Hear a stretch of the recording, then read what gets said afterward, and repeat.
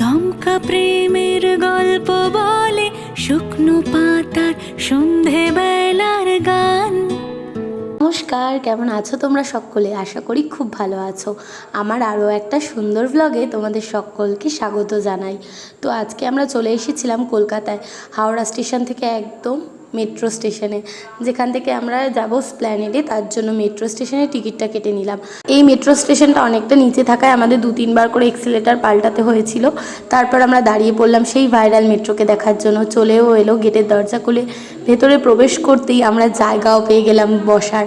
ঠেলে কুদে জায়গাতে বসে জানলা দিয়ে নীল আলো দেখতে দেখতে আর জলের তলায় মেট্রোটা যাচ্ছে সেটা অনুভব করতে করতে আমরা চলে যাচ্ছি আমাদের নিজেদের গন্তব্যে। বাসের ভাড়াতেই আমরা অনেক কম সময়ে পৌঁছে গিয়েছিলাম নিজেদের গন্তব্যে। তো বেসিক্যালি আমরা আজকে নিউ মার্কেটে এসেছি, আর এত ঈদের জন্য সমস্ত কিছু ফাঁকা, কিছু কিনতেই পারিনি। তো ভাবছি এখন সিদ্ধেশ্বরীতে যাব। আর সাজেস্ট করেছে মানিকদা ভালো খাবারের জন্য। সময় এই জায়গাটা পুরো জমজমাট থাকে, আর আজকে পুরো ফাঁকা। এই ফার্স্ট টাইম এসে দেখলাম কেমন লাগছে। লাস্ট টাইম অনেক দিন আগে এসেছিলাম, সেই দুর্গাপুজোর সময়। তারপর আসিনি, অনেক দিন বাদে নিউ মার্কেট আসলাম। সব ফাঁকা, এখন অনেক দোকান বসছে।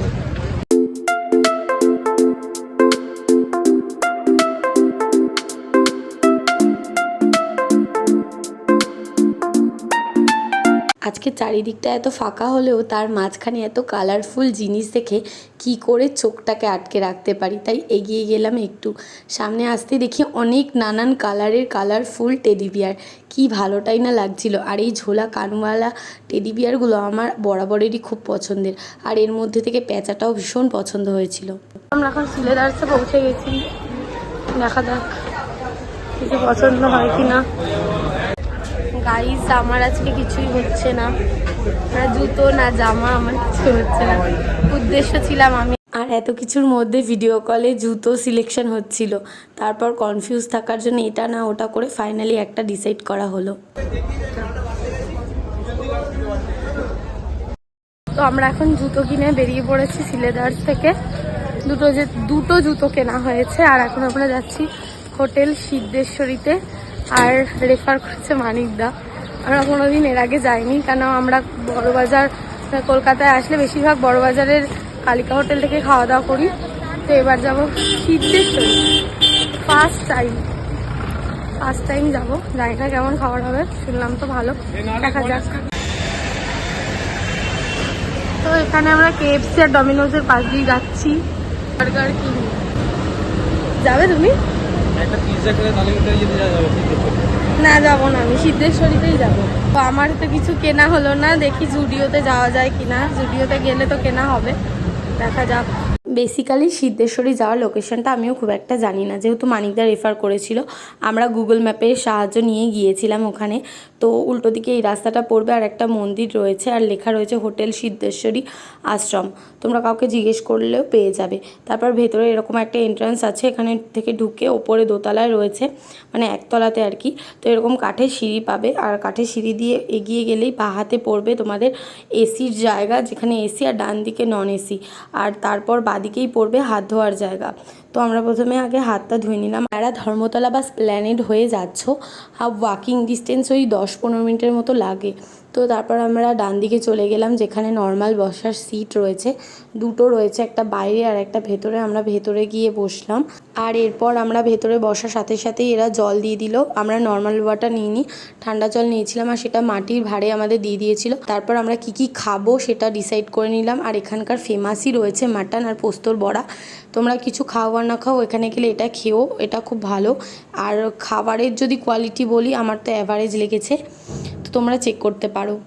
আর আমার ডিটেল এই সিদ্ধেশ্বরী নিয়ে একটা আমি ভ্লগ তৈরি করেছি খাবারের ওপর, সেটা এই ভ্লগটার পরেই যাবে। ইন ডিটেল কীরকম কী খেতে আমি সব ওই ভ্লগটাই বলেছি, আর কত কি প্রাইস সেটাও। তো তোমরা চাইলে ভ্লগটা দেখতে পারো। আর এখানে আমাদের খাবারের থালি চলে এসেছিলো। বেসিক্যালি এটা থালি না, ওখানে থালি সিস্টেম কিছু নেই, এখানে সমস্ত কিছুই আলাদা আলাদা করে তোমাদের নিতে হবে। তো আমরা সেভাবেই নিয়ে নিয়েছিলাম।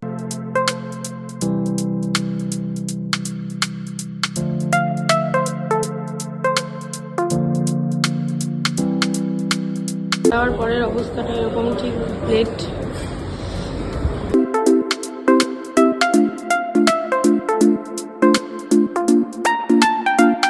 খাওয়া দাওয়া শেষে আমার একটুও ভালো লাগছিল না, পেট পুরো ফুল হয়ে গিয়েছিল, আমি তো পুরোটা খেতেও পারিনি, পুরো প্ল্যাটারটা। তারপর আর কি মেট্রোকেই আমরা চুজ করলাম, তাড়াতাড়ি ট্রেনটা দৌড়ে দৌড়ে ধরবো বলে, আর বাসে গেলে অনেকটা টাইম লাগতো। তারপর আমরা বাড়ি চলে এলাম, আরামসে জায়গাও পেয়ে গিয়েছিলাম, ঘুমিয়ে নিয়েছি ট্রেনের মধ্যেই। আর আমি কোনোভাবেই চাইনি আমার আজকে দিনটা ওদের সাথে ক্যান্সেল হয়ে যাক আমার জন্য শুধুমাত্র, তাই আমি বাড়িতে যাওয়ার সাথেই আর কি চেঞ্জ করে ওদের সাথে সাইকেল নিয়ে বেরিয়ে পড়েছি। সেই পুরনো দিনের মতো পুরনো আমেজে 4 জনই গিয়েছিলাম, আমাদের অনেক বন্ধুই আজকে ছিল না আমাদের সাথে, তো 4 জনাই খুব মজা করে আর কি বেরিয়ে পড়েছিলাম আমাদেরই এখানে সাইকেল নিয়ে। সেই পুরনো দিনের মতো লাগছিল। যে যার কাজে ব্যস্ত। হ্যাঁ, সেই বাচ্চা ছিল যে গরুটা। দোয়েল এখানে গরুকে আদর করতে ব্যস্ত, দেবে সিং দিয়ে কুতো দেবে দোয়েল। আর সেখানে ব্লগ করতে ব্যস্ত। এই দোয়েল গুতো দেবে, গুতো দেবে বলছে মাছি দাঁড়াচ্ছি, এরম এরম করে শিং দিচ্ছে আর বলছে মাছ। চলে আয় বাবা, বলা যায় না কোথা থেকে কোথায় কি বাবা দোয়েল তুই চলে আয় ভাই, মাছি তাড়ানোর নামে গুতিয়ে দেবে, ও বড় হয়ে গেছে। আরে কিছু হবে না, এই প্যানানি মেয়ে।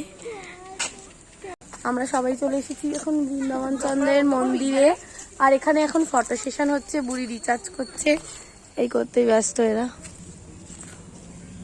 ইসিতা ভালো করে ছবিটা তোল।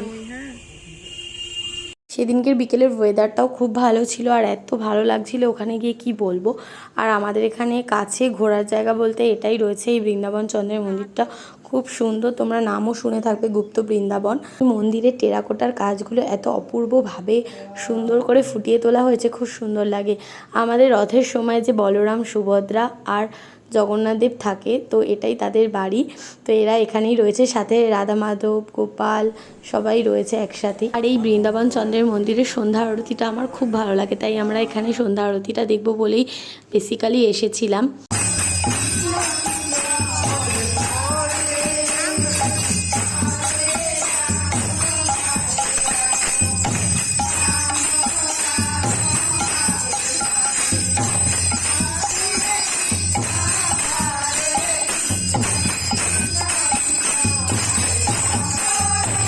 যখন এই ভোগ আরতি বা কীর্তনটা হচ্ছিল না, নিজের ভেতর থেকে একটা আলাদাই ফিল হচ্ছিল, আর এটা আমরা 4 জনই বলছিলাম, সেই জিনিসটা ভেতর থেকে একটা আলাদাই শান্তি লাগছিল, অন্য কিছু আর মাথায়ই আসছিল না যাকে বলা যায়। তারপর ভোগ আরতি শেষ হওয়ার পর আমরা প্রসাদ নিলাম, আর এখানকার প্রসাদ পাওয়াও ভাগ্যের ব্যাপার।